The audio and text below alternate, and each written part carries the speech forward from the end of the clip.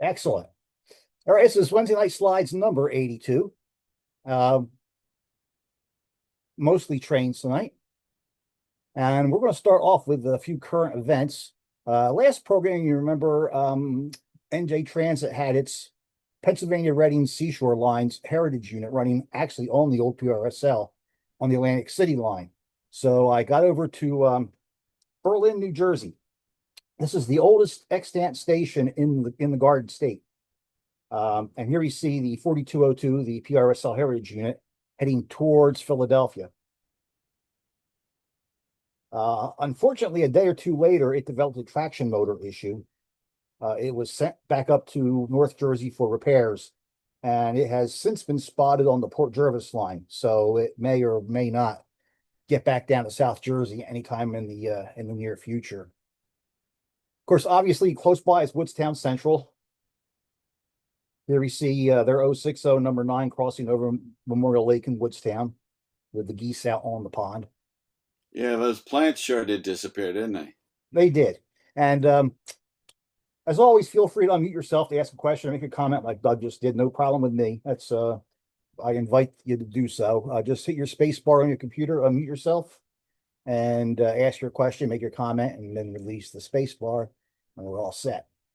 This is just north of Woodstown along Swedesboro Road, and another location along Swedesboro Road. Then on the 11th, just a little less than a week ago, I was invited up to do the program for the Philadelphia chapter of the NRHS. They meet in the Elkins Park train station. So I went up a little bit early and did a few things, but the light wasn't. I tell you, in the wintertime, between shadows and trees, things just are tough to do. This is at Jenkintown. SEPTA Silverliner 4s heading out of Philadelphia. At Jenkintown, the line splits into two with different lines going different places. Then up in Glenside, it splits a third time. So a lot of stuff comes through here. This is the trunk of the former Reading into Philadelphia. So I got up to Elkins Park. They meet in that station that you see there behind the Silverliner 5.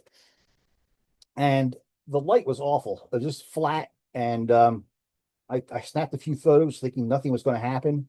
But then I got it in the Lightroom, actually, without a whole lot of juggling.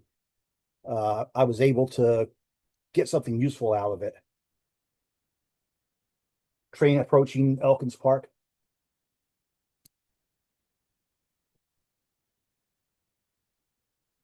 And stopped at the station. And then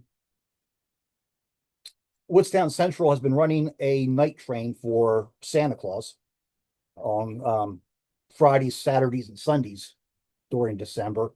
So I took my lights out and lit up the 060 in Woodstown one night. Then Saturday night, we had a beautiful snowfall, the first substantial December snowfall we've had in years and years. In fact, it's the first snowfall in any month we've had in years and years, it seems like.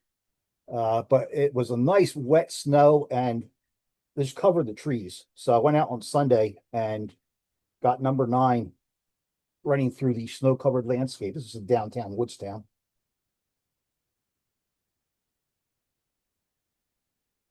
And then north of town.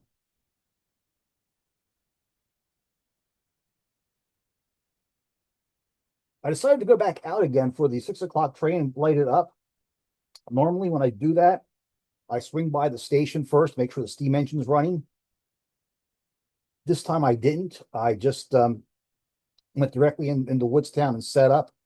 And I'm kind of glad I did, because if I had seen the steam engine wasn't running, I probably would have gone back home again because it was bitter cold Sunday night. But this is what showed up. The former Pennsylvania Reading Seashore Lines GP38 2003 leading the train. I'm glad I didn't check first because I would have probably gone home and not gotten this shot. And I'm actually pretty pleased with this shot. Next up, we're going to do some cleanup work. A trip I took back in August, when I showed the slides from that trip, I had one day that was missing. I actually spent a day on the Ohio Central with Jerry Jordak. while I was out there coming back home from summer ramp. And we spent a day on Ohio Central, starting in Girard, where these two locomotives were getting their train ready to go. Still some steel activity around there. So here's our train out on the road.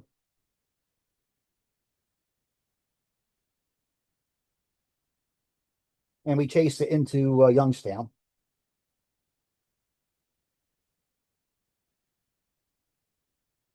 We got to Center Street, and our train was held up at the Diamonds there by the CSX freight. Busy spot. Big bridge goes over all the tracks here. The bridge has very high chain link fencing on it, but there are holes punched into the chain link fencing in strategic spots where photographers can stick a camera through and get photos. The mid-train distributed power unit was the Western Maryland Heritage Unit. Hard to tell at this angle, but that's painted in the Western Maryland Circus colors.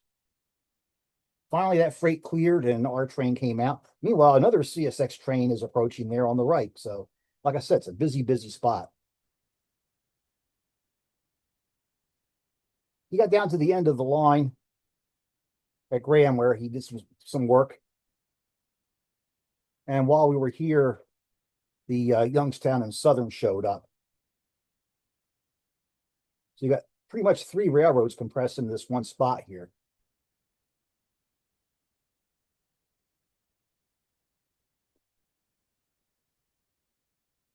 Once he was finished working here, he was going to head back north again. That would have been against the sun.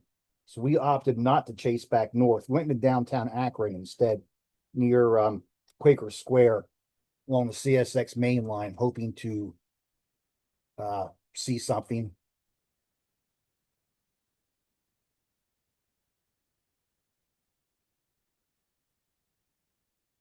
And whoops. And we got the CSX train going. On CSX would be going east. Quaker Square is to our backs here. And then Wheeling and Lake Erie was going out that evening. And the yard in Akron was full of locomotives painted in the Wheeling's attractive Rio Grande inspired orange and black. So we're ready to chase our train out of Akron. And of course, we get this gray Ghost on the front instead of one of the more attractive locomotives.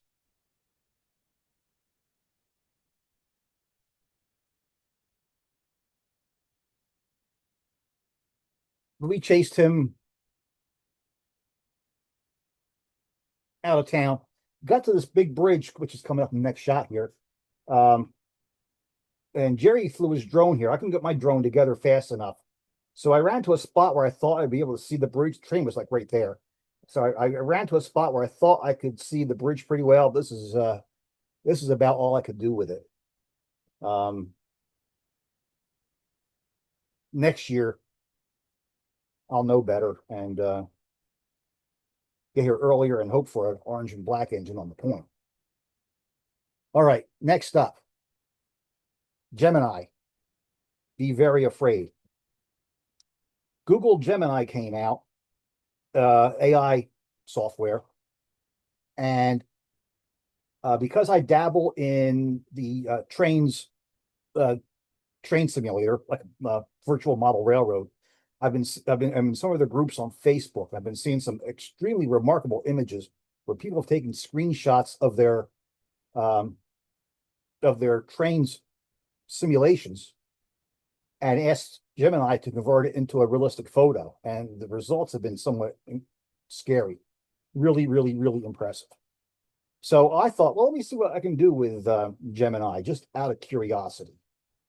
So I happened to be playing in some shots I took at the West Virginia Northern back in 1996. I had only seen the West Virginia Northern once in one location back in 1984 when it was hauling coal. I missed it. Otherwise, I missed it as a coal hauler. I did see it twice in the tourist era. So I thought, well, you know what? Let me take one of my tourist shots I'll ask Gemini to replace those two coaches with coal cars. So I asked it too, and that's what I got. The caboose was Gemini's idea. I didn't ask for a caboose, but the result was pretty scary.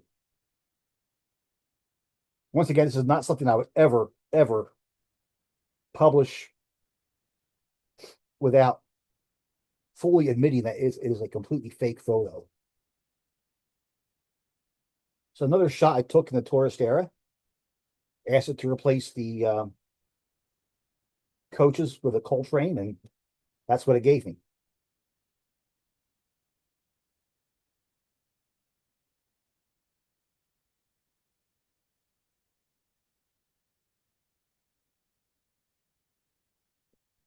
And then West Virginia Northern at one time rostered 3 locomotives, and one had been sold off by the time I got down there in 1996, but it was working at a coal mine not far from the railroad's headquarters in Kingwood, West Virginia. So on a grubby day, I was over there and shot former West Virginia Northern number 51 at the Patriot Mine. So I thought, you know what? Let me see what Gemini could do. So I asked Gemini, take my grubby day roster shot and make it into a sunny day shot. And that's what it gave me. That is scary. Isn't it scary? I have a question. Yes. So when people are making submissions to the magazine, how the heck do you ever determine some of these things? We're going to have real problems in the future with this kind of stuff. I just know it. And You think? it's even affecting the modeling side. Folks are taking photos of their fairly well detailed model railroads and running them through Gemini, and they come out looking like a model railroad still, but a super detailed model railroad with it. It's just impossible to tell. This is going to be, And you got to know that the next step is going to be things that never existed at all. They weren't just modified, but they never existed at all. correct. This is going to be a real issue in the future. Hey Steve, is there anything in the metadata on the photos that where Gemini would actually say that it's been run through that? That is a good, well, Gemini outputs it with a watermark, and I guess you can see on this shot here, I removed the watermark in 3 seconds.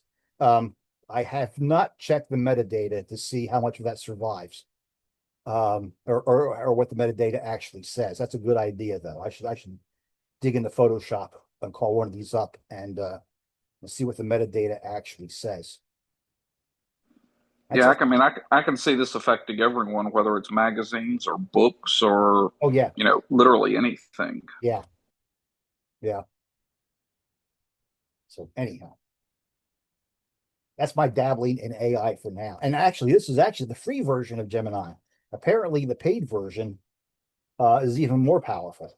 So I don't know.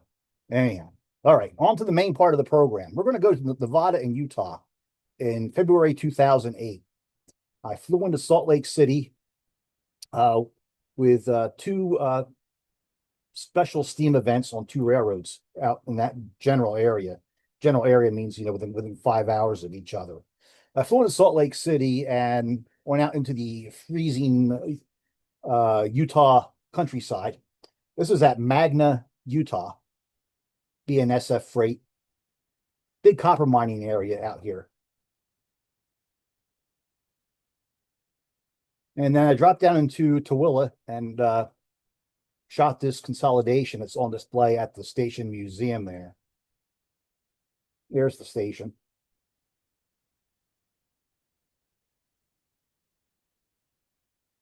And once again, the consolidation.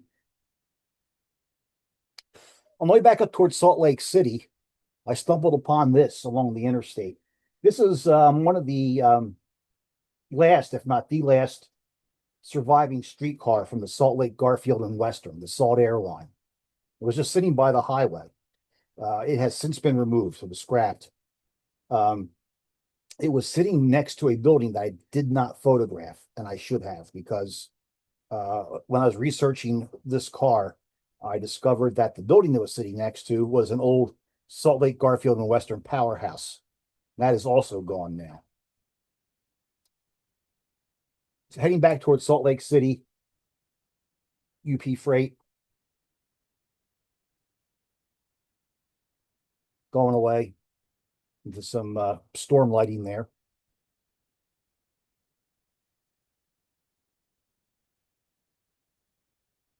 And then the old Western Pacific skirts the south side of the Great Salt Lake.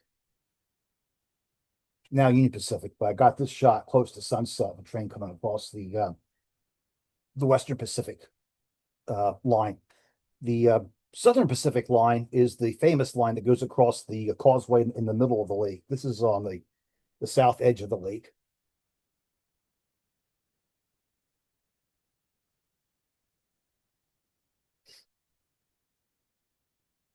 Next morning, went over to Death.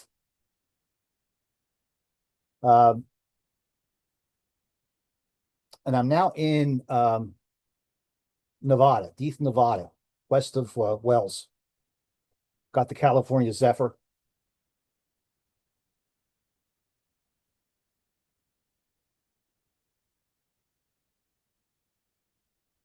Another UP Freight, and I chased him. This is just outside of Wells. Wells itself is just a block or two to my immediate right here. The Nevada Northern is based in Ely, Nevada. That's where I was heading for. But back in the day, it ran 80 or 100 miles north from Ely and joined the main line, the Union Pacific, which back then would have been the Western Pacific, maybe, at Shafter, Utah. And this is actually the junction. The rails in the foreground are the Nevada Northern. The entire railroad is still intact, but there hasn't been a train over it in decades, as far as I know. This is on a Friday morning, and then I drove down to Ely, about 2.5 hours south. And that afternoon, You did remember to get gas before you drove. Oh, absolutely. Absolutely. There's nothing on the way down there. Nothing. That afternoon, I got to Ely and discovered that the steam locomotives, both of them, were out of service. So they were going to do their steam weekend with an Alco diesel. A lot of folks were disappointed. I can't say I blame them, but still, an Alco diesel isn't bad. And I had an ore train, which and the Nevada Northern was a copper hauler, so this ore train was appropriate. So you can't complain too much, I guess. So this is the line that goes from Ely out to the mine, which is at the railroad location of Keystone, near the town of Ruth. And Nevada Northern was formed in the early 1900s. The mine that it supported was eventually purchased by Kennecott, and Nevada Northern became a Kennecott subsidiary. And then Kennecott ultimately sold that mine and donated the Nevada Northern, the railroad, the shops, everything, to the town of Ely.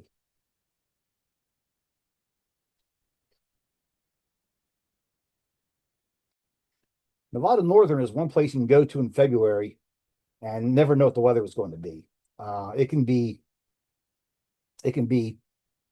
down near 0 in February, or it can be 60. It's pretty wild. I've been there in both temperatures. This is at Keystone. Basically the end of this line that goes west out of Ely.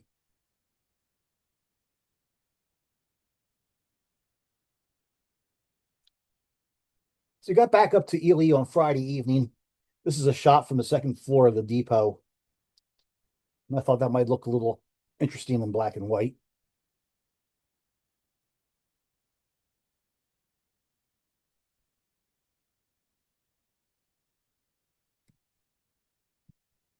And then that evening, photographer Steve Kreis set up this night photo session at the coaling tower and the Tin Man water tank. Nevada Northern, the Ely complex, is generally regarded as one of the 2 or 3 best surviving steam era facilities in the United States. When you talk about steam era facilities, you're talking about Nevada Northern, East Broad Top in Rockwell Furnace, Pennsylvania, and what is now the Cumbers and Toltec Scenic, former Rio Grande in Chama, New Mexico.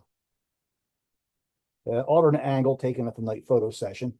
Next morning, I started off poking around the shop. The rotary snowplow was there, and they got the crane. Number 93, as you can see, is not running. That was their second engine that often ran at these events. They've got a third one running now I haven't seen yet. But 93, as you can see, was down for some major work. And there's other diesels in the shop, along with the crane. Potbelly stove still works. So our Alco is fired up now for the day's events. And another view of a 93 in the shop. They've got a variety of stuff there, including at least one Baldwin from the Kennecott days. When Kennecott donated everything to Ely, they donated everything, locomotives, everything. On Saturday, this is the same day as the shops. They put together this work train and took it out on the line. We got our Alco pulling the steam crane. It's got a camp car on the back.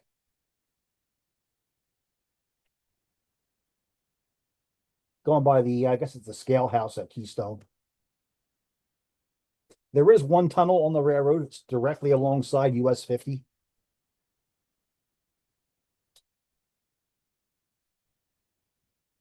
And here's the train coming up the ramp that takes it from the shops in Ely up to the line to Keystone.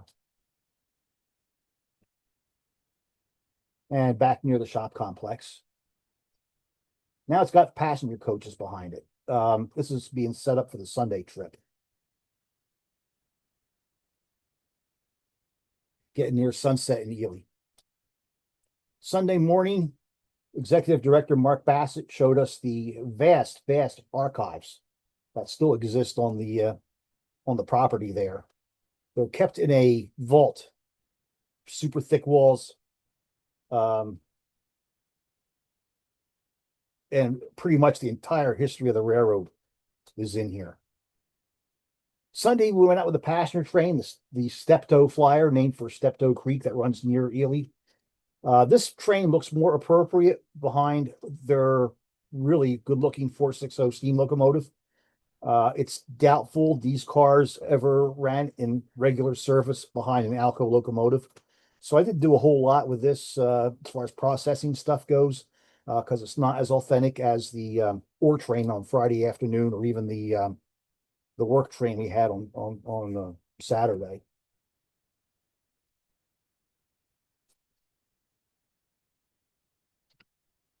Back to the tunnel again. And the ramp coming up out of Ely. They did pull number 40 out of the shop for photography. Trim 460. And I consider this one of the 2 or 3 most beautiful steam locomotives in the country. This is really a good looking locomotive.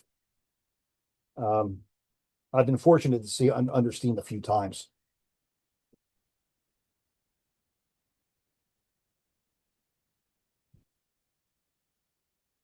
This is inside the shop looking out. In the background is the RIP, Repair in Place building, RIP building.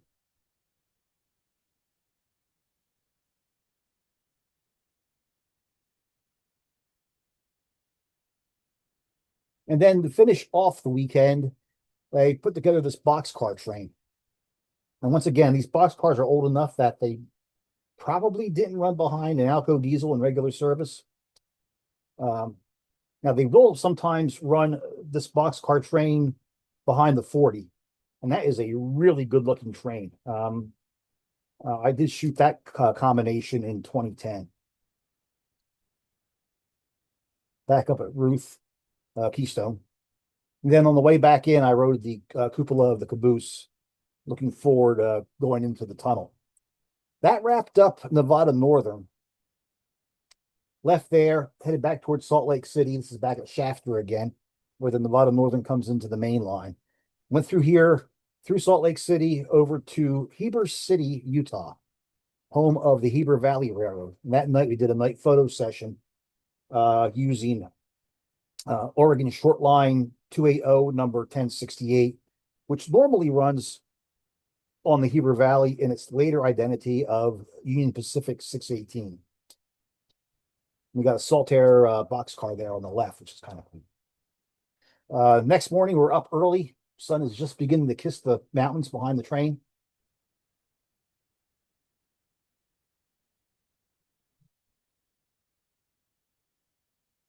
Deep, deep snow. This is not far from Park City and major ski resort area.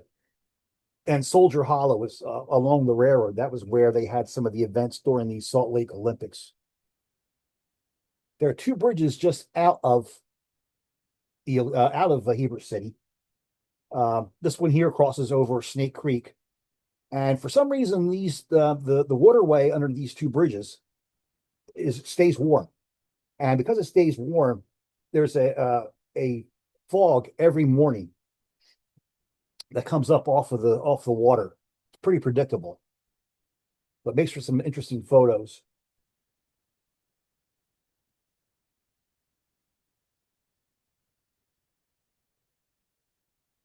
And that fog will refreeze as it comes up and stick to all the branches and twigs and trees around it. It makes it pretty neat. Going past the historic Tate Barn. I forget why this is historic, but it's a historic site in Utah there.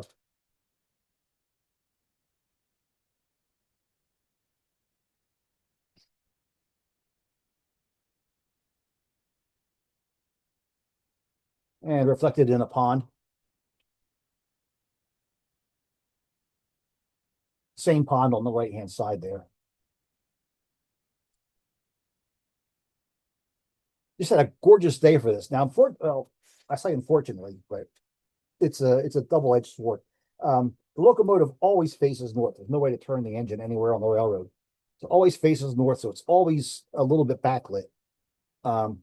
So you don't get full light on the nose in most locations, but the backlighting will often enhance the smoke plume, give it a lot more texture.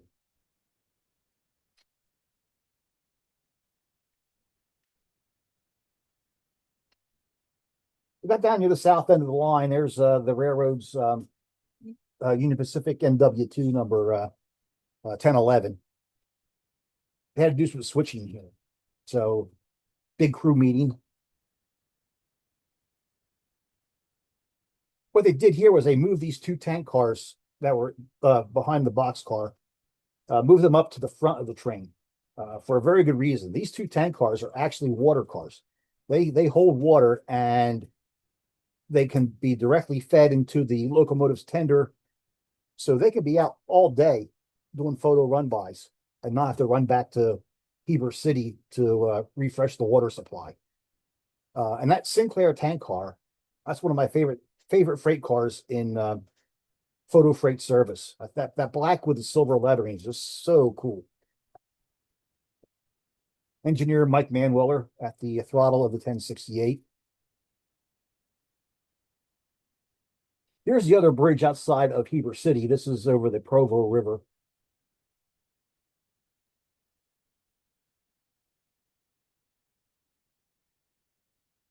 And near Soldier Hollow, where the Olympic events were held.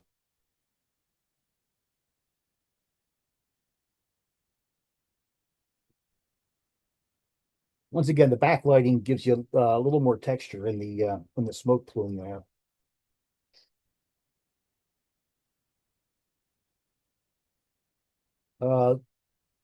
Deep snow, once again, got a double-edged sword. Nice deep snow, but Like in this shot here, you can't even see the side rods in the locomotive.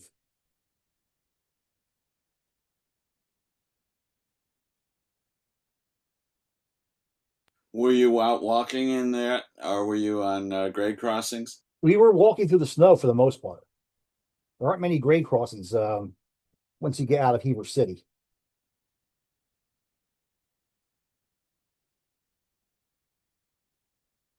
Next morning, a little bit of sun in the morning.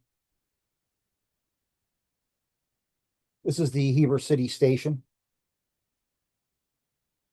But it clouded up pretty fast. Here we see a shot not long after sunrise near Heber City. Pretty monochromatic. So I thought, you know what? Maybe this would look good in black and white. So I converted to a black and white shot. It's a great shot. Thanks. Now, because we're back at the Provo River Bridge here, and because the sun hadn't been out full force for very long, all of that refreezing fog has stuck to all the branches here. And hasn't melted off from the sun's radiant heat.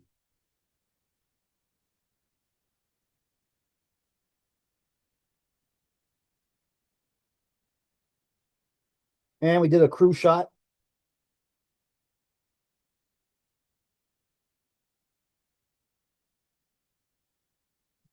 At the Lone Pine. Off to the left, that is the reservoir. Deer Creek Reservoir, I believe it's called.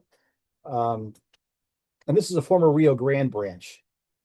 And a lot of it was relocated when the reservoir was constructed.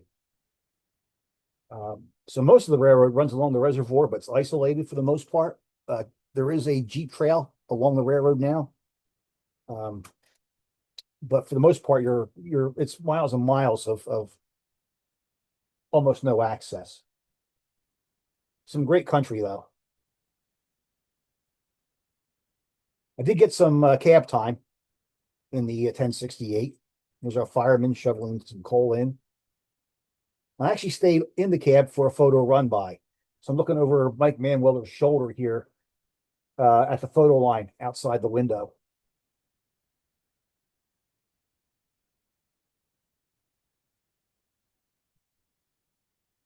So our day was wrapping up. And as we were getting back into Heber City, all of a sudden the sky opened up and it started to snow and snow hard. So we had to stop for one more set of photos.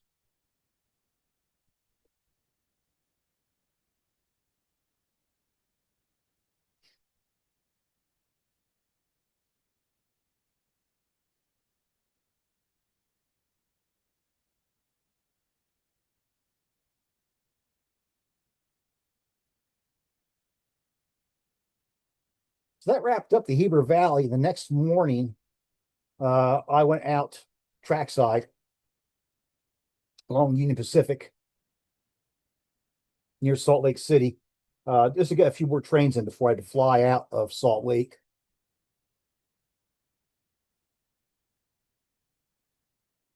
Funny thing is, I flew out of Salt Lake and I didn't come home. I flew into Detroit because the day after this, I was on the Huckleberry Railroad near Flint, Michigan. So, of course, one thing leads to another when I'm processing photos. I stumbled upon this the Huckleberry at the end of the Heber Valley stuff. Well, now I got to process the Huckleberry stuff. So, Huckleberry runs out of Crossroads Village in Flint. It's one of these, restored old-time villages. But the Huckleberry is a bit unusual in that it leaves the property. It's got 4 or 5 miles it runs. It's a dog bone, single track dog bone with loops at both ends. So here we see their 460 taking on water in the morning. The locomotive, it says 3-foot gauge. It's lettered for the United States because it was used to construct the Alaska Railroad when that was a government project. And since no trains had run for a while, because we're in the middle of February, they're not open normally, the tracks were still snow covered.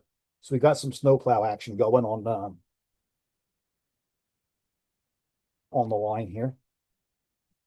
This engine here was on display along the railroad in an inaccessible place. It took me forever to find it on Google Maps, and I had to actually call up Google Earth Pro and go back several years of satellite imagery before I found it. I'm not sure where this engine got to after this. It's not on display anymore. I do know that. I don't know if they drug it to their shop or what. So like I said, we were the first train out on the line in probably a month or more. We got to the bridge here, and we wanted to normally to shoot this bridge, you would pull the train across, unload the people back across, and do the run by. Well, because we wanted to get the train pushing the snow off the bridge, we couldn't run the train across the bridge first to unload us. So we stopped on the far side of the bridge. One of our guys got out, ran over to that house over there, knocked on the door, and asked if we could use their property to walk through it, to get to the road, to cross on the parallel highway bridge, and then set up for the shot. And they said, sure, no problem. So we all trooped off the train, across the yard, to the road, across the bridge. And as you can see, we got our shot here. The snow is falling down off the bridge as the train crosses.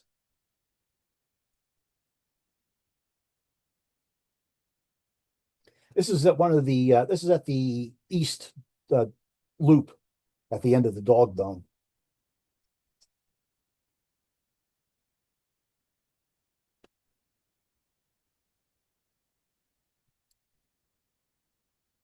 And then gone past that locomotive in the middle of nowhere again.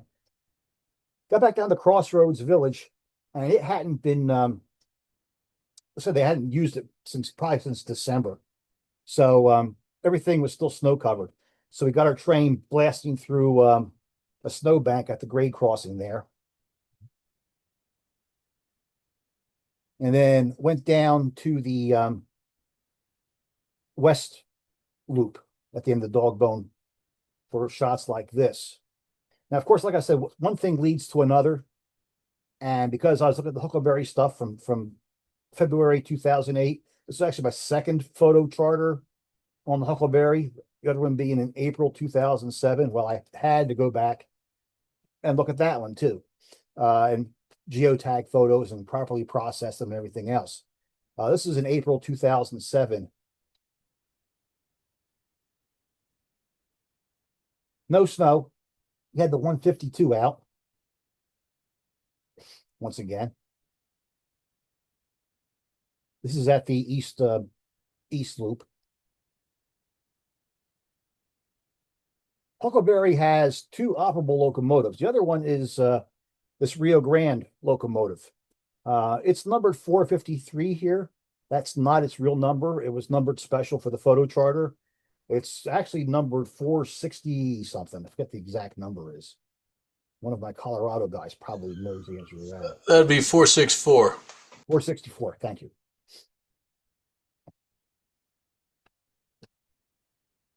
And there's our bridge without snow.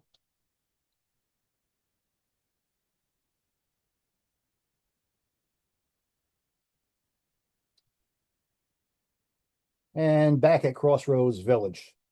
And that is going to wrap things up for me tonight. Next program, end of January, January 28th. So if I don't see a trackside or talking between now and then, have a Merry Christmas and happy holidays. Let me turn this off for the folks who will be watching this on YouTube at a later date. And